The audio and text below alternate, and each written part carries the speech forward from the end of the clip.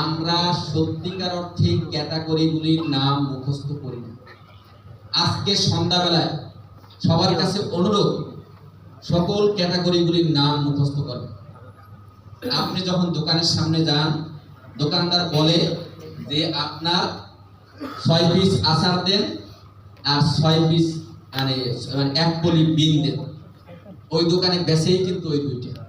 আপনি যদি ওই দুইটার অর্ডার সংগ্রহ করে চলে আসেন, তাহলে কিন্তু আপনার মাইন্ডসেট কিন্তু আগের মতো ওই কি মানে ফিক্সড মাইন্ডসেট থাকে, রাইট?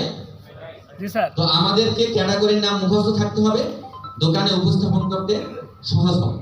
আমি যেমন আপনার বলি, আমার পিংপং আছে, আইসবার আছে, জেমস আছে, জেমস ব্লিস্টার আছে, প্রাণ লিচি আছে, তারপরে মানে পিংপং আছে, সস আছে, চাটনি আছে, নুডলস আছে, আদার্স আছে। আমি চ্যালেঞ্জ করে বলতে পারি, এখানে মিনিমাম 50% এসআর ভাইরা আমার মতো এরকম বলতে পারে।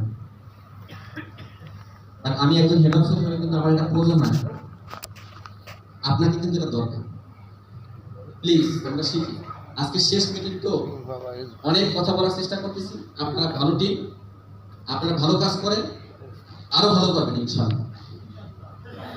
শেখার ক্ষুধা থাকা, শিখতে হবে।